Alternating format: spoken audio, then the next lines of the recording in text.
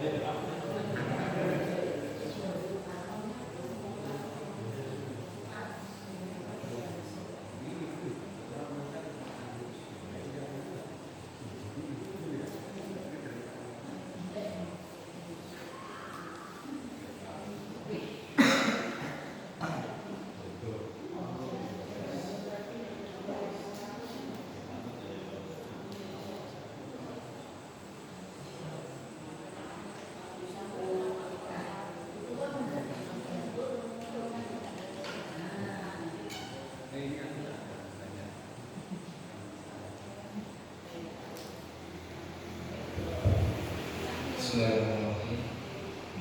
Assalamualaikum warahmatullahi wabarakatuh.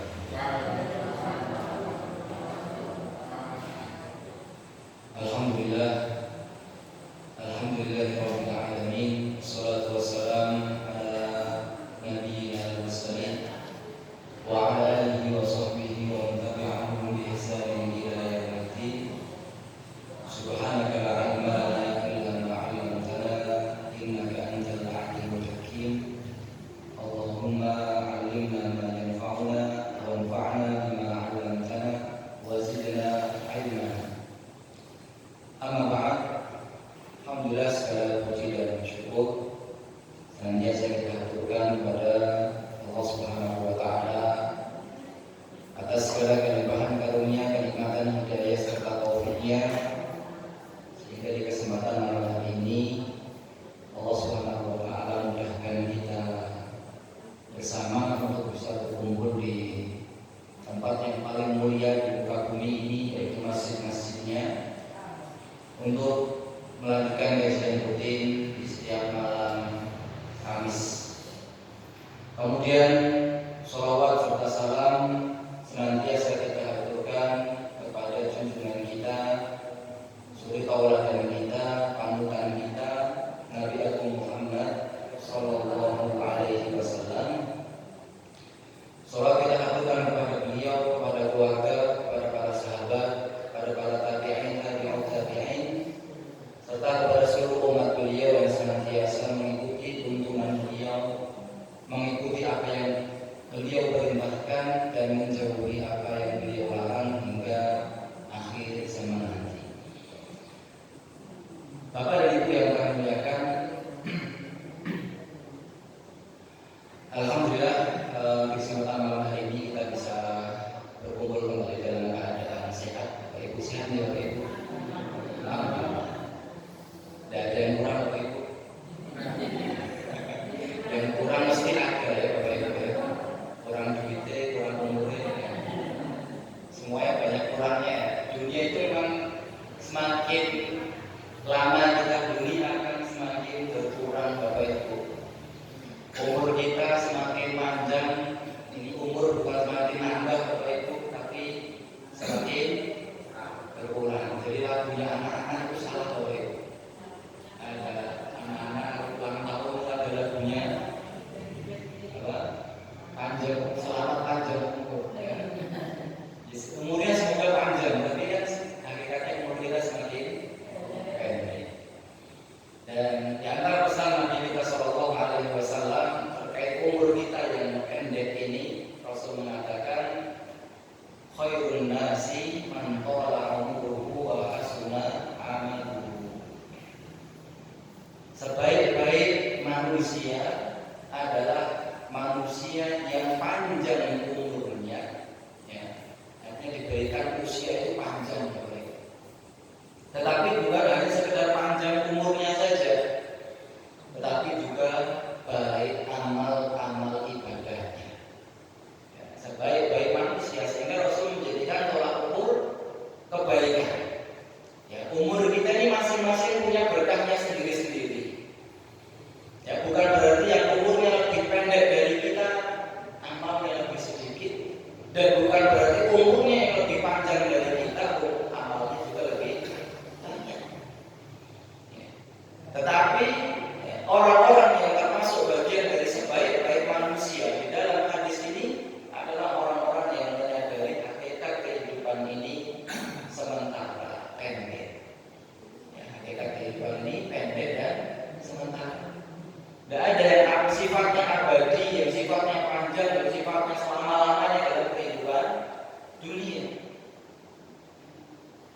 Yang kemarin kita baru merasa masih muda, sekarang kok sudah tua.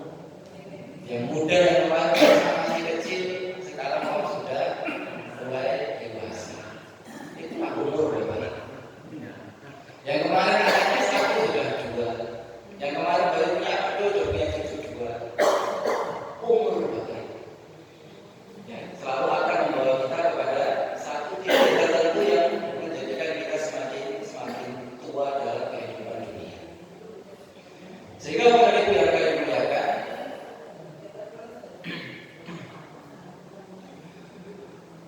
di antara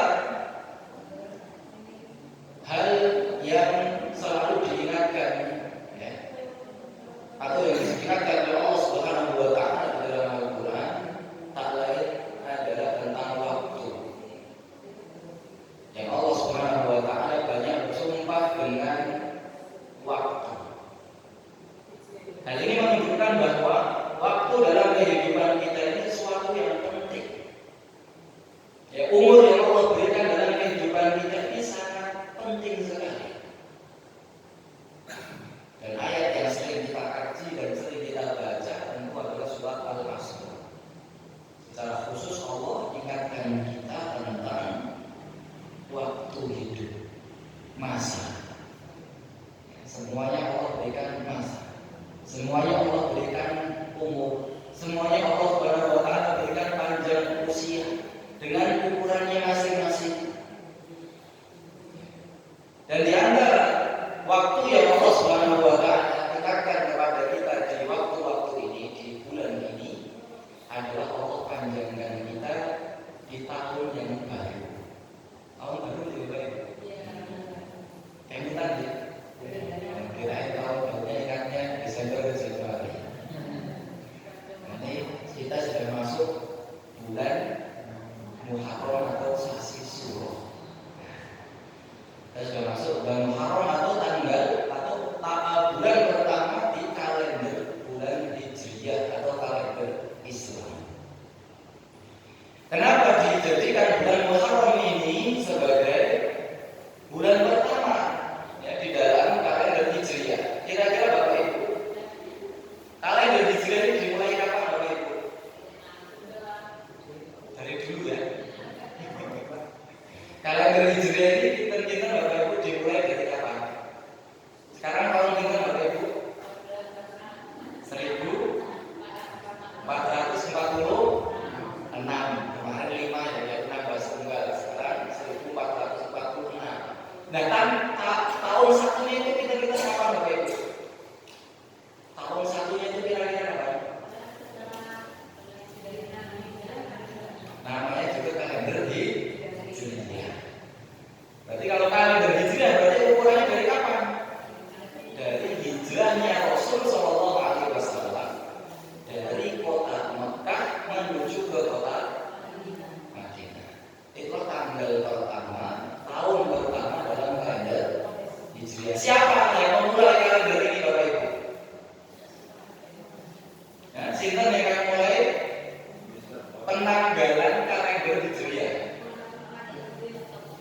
Ya, sahabat atau Khalifah Umar bin Khattab. Ketika beliau menjadi khalifah menggantikan sahabat Abu Bakar As-Siddiq radhiyallahu anhu yang sebelumnya menggantikan Rasul, maka banyak masyhur, ya, banyak hal-hal yang baru, hal-hal yang dijadikan peninggalan Umar bin Khattab sesuatu yang memberikan manfaat.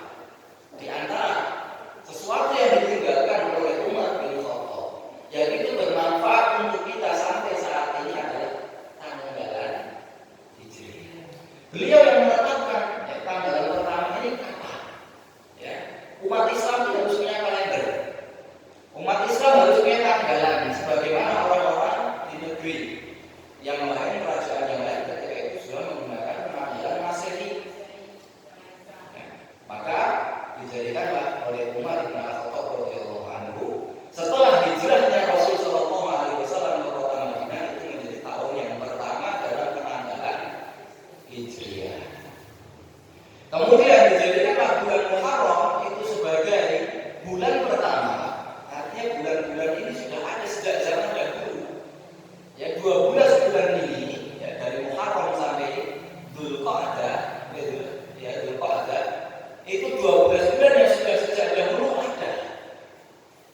tetapi per tahunnya yang belum ditentukan. Maka dijadikanlah Muharram ini sebagai tanggal atau bulan pertama dalam kalender Hijriah. Kenapa? Karena pada bulan ini, ya setelah bulan ini adalah bulan ya hijrahnya Rasul Shallallahu Alaihi Wasallam ke kota Madinah. Maka penamaan bulan Muharram, penamaan bulan Muharram, kalau penamaan bulan Syuro saya belum tahu kenapa dinamakan Syuro. Mungkin ada yang mengatasi apa itu? Syuro itu musyawarah ya? Atau setiap awal bulan ini ada rapat? Ada lembur. Nanti kita cari tahu kenapa dinamakan Syuro untuk kalender Jawa. Tapi kalau dalam Islam dinamakan Muharram atau Al-Muharram. Ya, bulan ini dinamakan sebagai bulan ya, Al-Muharram atau dahulu dinamakan juga sebagai bulan Safar awal. Ya, bulan Safar itu ada dua, Safar awal dan Safar akhir. Kalau sekarang yang Safar awal itu adalah Muharram, ya Safar tadinya itu Safar yang saat ini.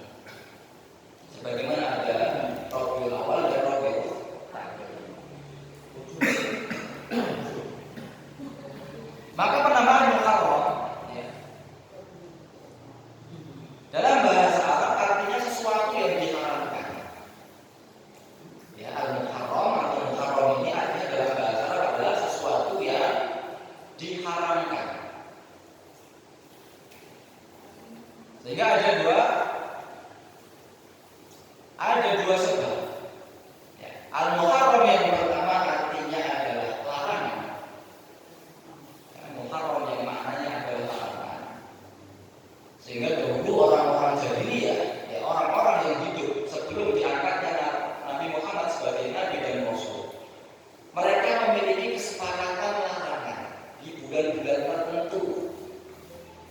Ya, di antara larangan yang terjadi ketika itu adalah dilarangnya untuk mengangkat pedang, dilarangnya untuk berperang di bulan itu.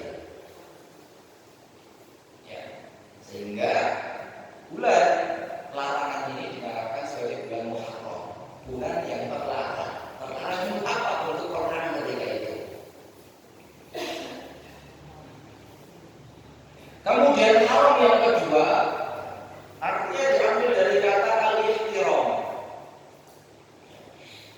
Haram yang kedua artinya diambil dari kata al-ihtiram, artinya sesuatu yang dihormati atau disucikan. Ya, yang pertama tadi adalah sesuatu yang terlarang karena dilarang melakukan perang di bulan tersebut. Ya, haram yang kedua itu artinya sesuatu yang disucikan, sesuatu yang dihormati. Sehingga bulan ini adalah bulan yang hendaknya disucikan, dihormati. Dihormati dari apa? Dihormati dari tidak melakukannya perbuatan-perbuatan yang dilarang. Sehingga ada kaitan antara sesuatu yang dilarang dan sesuatu yang dihormati atau disucikan. Ini dua dasar penamaan dari bulan Al-Muharram. Ya, sesuatu yang terlarang atau sesuatu yang disucikan. Adapun terkait bulan Muharram ini, Allah Subhanahu wa taala menyebutkan di dalam surat At-Taubah. Allah sebutkan inna iddatash syuhuri indallahi 12 syahran fi kitabillah. Inna iddatash syuhur, sungguh bilangan-bilangan bulan itu indallah, di sisi Allah ada 12 syahran. Jumlah bulan itu ada 12 bulan. Ya, di dalam kitab Allah, ya, dalam setahun itu ada 12 bulan. Yauma khalaqas samawati wal ardha. Ya, di mana waktu Allah menciptakan langit dan bumi. Minha, dari 12 bulan tadi, arba'atun hurum, ada 4 bulan haram. Haram yang artinya terlarang, haram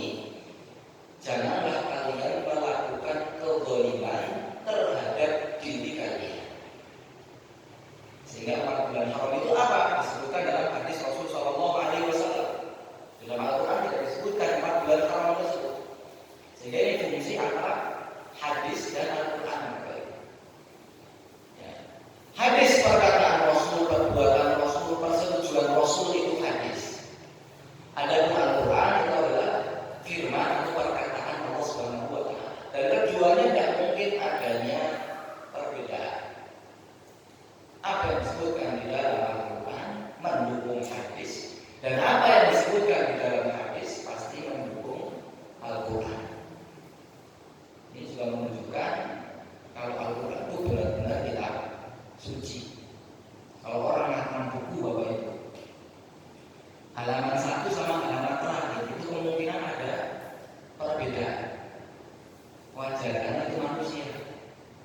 Ada yang dia berpendapat A, ternyata di bukunya dia yang lain berpendapat yang berbeda. Itu manusia Bapak. Tetapi tidak dengan kitab suci. Ketika Allah Subhanahu wa taala wajibkan perintah salat, maka di ayat manapun, di surat manapun, salat itu wajib. Ketika Allah haramkan sesuatu di dalam Al-Quran, di ayat ini, maka di ayat yang lain pasti juga seperti itu. Begitu juga dengan hadis Rasul. Ketika Al-Quran menjelaskan tentang sholat, hadis mendukung tentang bagaimana tata cara sholat. Al-Quran menjelaskan tentang 4 bulan haram, hadis Rasul menjelaskan tentang apa itu 4 bulan haram. Rasul mengatakan, as-sanatu itna'asyara syahrun minha arba'atun hurum. 1 tahun itu ada 12 bulan. Dari 12 bulan itu ada 4 bulan haram.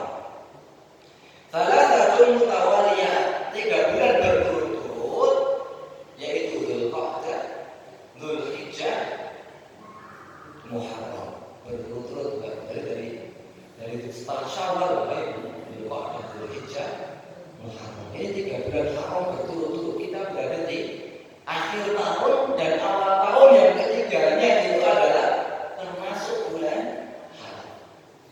Kemudian yang keempat apa? Rajab. Dan yang keempat adalah bulan Rajab atau Rajab.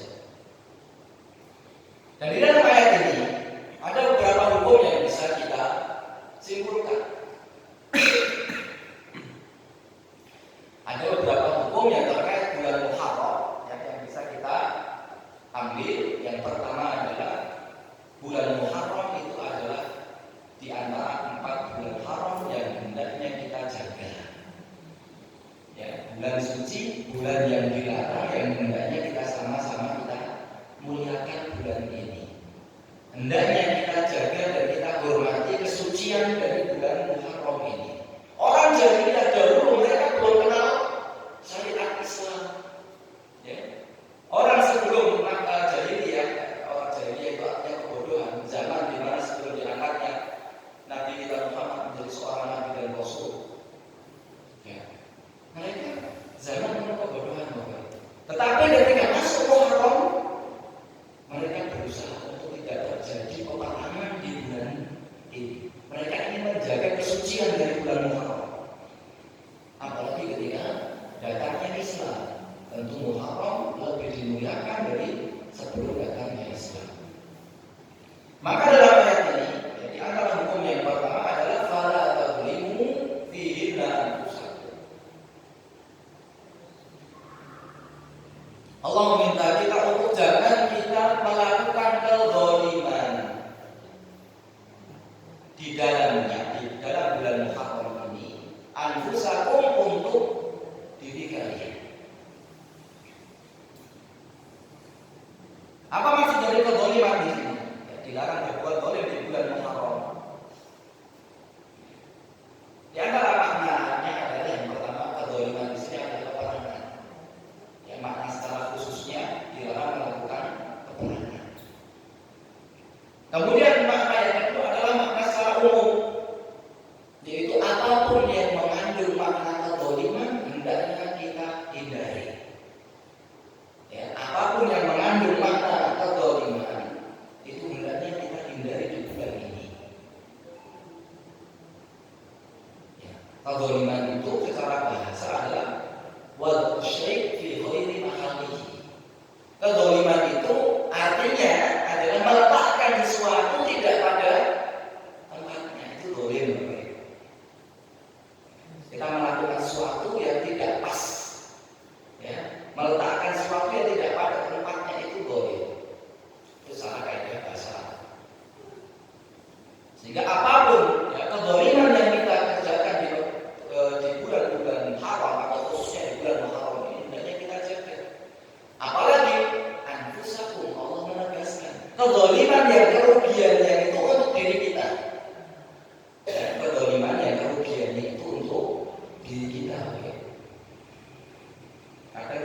berarti dolim itu kita kepada orang lain terhadap orang lain dolim. Orang lain menuntut orang lain dolim. Orang lain yang bayar utang kepada orang yang diutangi dolim. Ya. Orang mengganggu orang yang lain dolim. Ya. Tetapi terkadang kita lupa ada sifat kedoliman yang kedoliman itu akibatnya untuk diri kita sendiri, ruginya untuk diri kita. Kalau kita mukul orang, itu kan ruginya orang yang kita pukul apa itu sakit. Ya, kita tabrak orang yang kita tabrak, walaupun nggak ada salah apa-apa misalnya. Kemudian kita punya utang kepada orang, kita nggak bayar, kita nggak nyawa. Ya, maka orang yang kehilangan uang itu rugi karena dia ngutangi tapi nggak dolim, tapi ruginya untuk orang yang dikenai perbuatan. Tetapi ada sisi kedoliman yang Allah sebutkan di dalam ayat ini, fala tadlimu fihinna anfusakum, jangan kalian mendolimi diri kalian sendiri. Jadi ternyata sifat dolim ini adalah sifat yang tidak hanya merugikan orang lain, tetapi sifat kedoliman yang bisa merugikan diri kita sendiri. Karena buktinya Allah menyebutkan jangan kalian mendolimi diri kita. Ya, mendolimi diri kita bukan berarti kita memukul diri kita. Ya, mendolimi diri kita bukan berarti kita melukai diri kita saja, tidak. Tapi mendolimi diri kita adalah melakukan hal-hal yang Allah larang atau melanggar aturan Allah Subhanahu wa taala yang Allah perintahkan sehingga tercatat bagi kita dosa. Itu kedoliman untuk diri kita. Jadi kalau kita melakukan sesuatu itu yang rugi kita, melakukan dosa perbuatan maksiat, itu hakikatnya kita mendolimi diri kita sendiri. Kita tidak sholat baik. Kita punya kewajiban dalam satu hari semalam itu sholat 5 waktu. Ya. Tetapi kita tidak mau sholat. Waktu sholatnya pinter dua. Ya. Zuhur, maghrib, isya. Ya. Subuh, rongkani, asar, bablas, tidur siang. Sholatnya pinter. Misalnya. Sehingga dia memilih 3 sholat. Dia meninggalkan perintah dari 2 sholat. Orang lain rugi tidak oleh tidak rugi. Ya. Allah rugi, Allah tidak rugi. Ya. Satu kaidah yang perlu kita pahami bersama, bahwa ketika kita melakukan dosa, ketika kita melakukan kemaksiatan, bahkan ketika kita melakukan ketaatan kepada Allah Subhanahu wa taala, kalau kita melakukan dosa Allah nggak rugi. Ketika kita melakukan ketaatan, itu Allah juga nggak nambahi kekuasaan Allah. Jadi kalau kita melakukan larangan dari larangan Allah, Allah nggak rugi sedikit pun. Sebaliknya kalau kita sholat, kita ibadah, Allah juga nggak menambah kekuasaan Allah. Apapun yang terjadi, ya dari kelakuan hamba-hamba Allah Subhanahu wa taala, ada yang taat, ada yang maksiat, ya, itu sedikit pun tidak mengurangi kekuasaan Allah, dan sedikit pun juga tidak menambahi kekuasaan Allah. Sehingga kebaikan yang kita lakukan untuk siapa? Kita. Maksiat dosa yang kita kerjakan ruginya untuk siapa? Kita. Maka pesan Allah, jangan kita mendolimi diri kita sendiri.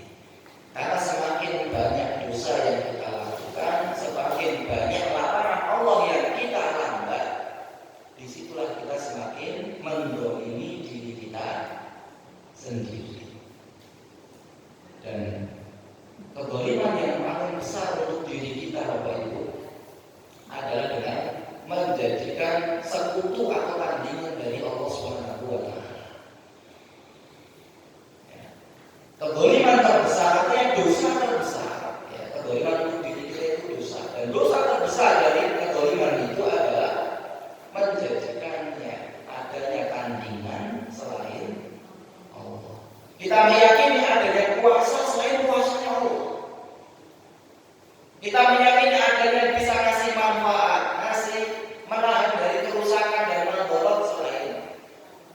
Itulah kedzaliman yang paling besar. Maka pesan dari Luqman di dalam surat Luqman terhadap anaknya,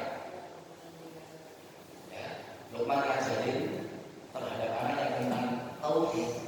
Maka Luqman berpesan, inna syirka la dzulmun adzim.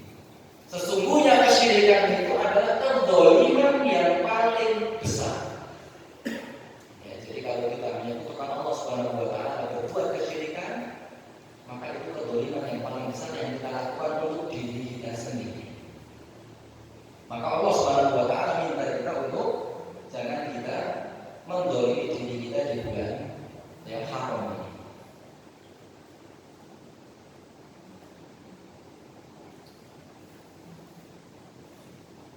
Banyak dalam hadis, ya, Rasul Shallallahu Alaihi Wasallam juga bersabda, "Ittaqud dzulma, fa inna dzulma dzulumatun yaumil qiyamah." Ittaqud dzulma, hendaknya kita itu, ya, takut dengan kedzaliman. Ya, hendaknya kita itu, ya, takut dengan sifat kedzaliman. Kenapa?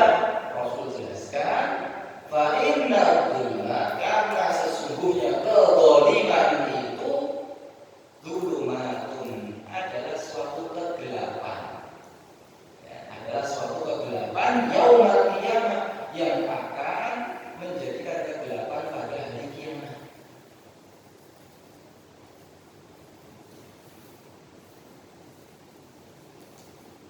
Kita juga perlu mengingat sabda Rasul Shallallahu Alaihi Wasallam, "Ma min dzambin adzdaru an yu'ajjal li sahibihi." Ada satu dosa Bapak Ibu, ya, tidak ada dari satu dosa pun yang kata Rasul yang itu lebih pantas disegerakan, artinya semakin dipercepat siksanya, ya, semakin dipercepat hukumannya.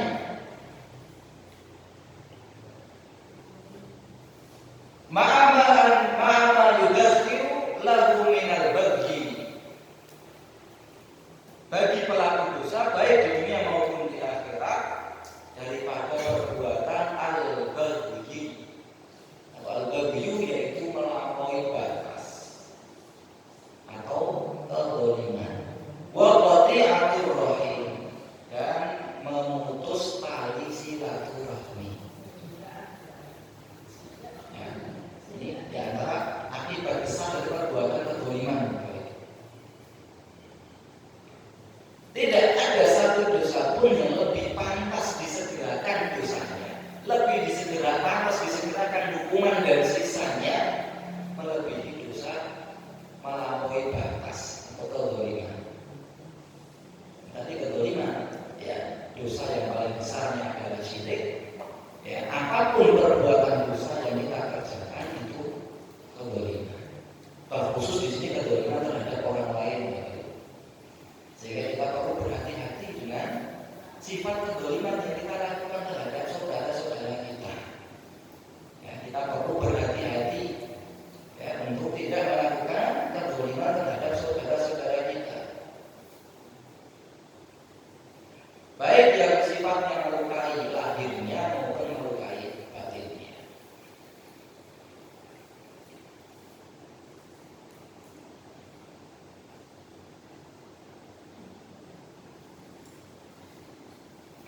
Maka disebutkan juga dalam hadis Rasul Shallallahu Alaihi Wasallam di antara 3 doa yang mustajab. Ya, di antara 3 doa yang mustajab, Rasul menyebutkan satu, doanya imamul adil. Doanya seorang pemimpin yang adil itu mustajab. Dan di antara yang ketiganya siapa? Doanya orang dakwatul mazlum, dan doanya orang yang terdolimi. Ya, doanya orang yang didolimi. Ya. Bukan berarti kesempatan bagi kita nanti kedolimi. Kesempatan doa saja.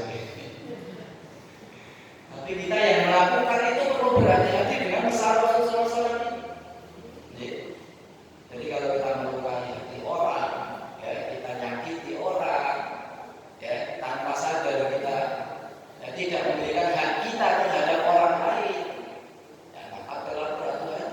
Jangan-jangan itu masuk perbuatan kezaliman yang bisa, ya, menangguhkan diri kita di hadapan Allah Subhanahu wa Ta'ala.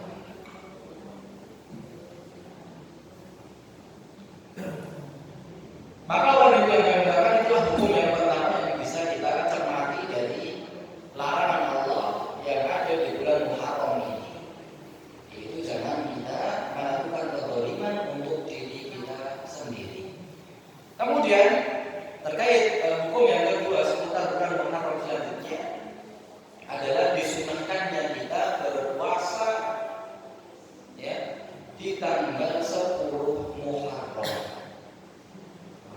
Ya, disunahkannya kita Bapak Ibu untuk berpuasa di tanggal 10 Muharram. Saat ini tanggal kita Bapak Ibu. Berlima pos kawan. Kemarin kita semuanya apa? Beda-beda. Sabtu deh. Sabtu malam Ahad berarti Senin, Selasa, Rabu. Berarti tanggal Sabtu, Senin, Sabtu, Ahad, Senin, Selasa. Sekarang tanggal 5. Berarti tinggal kita tentukan kapan tanggal 10. Apa tanggal 10? Ya, pas tanggal 10 ya.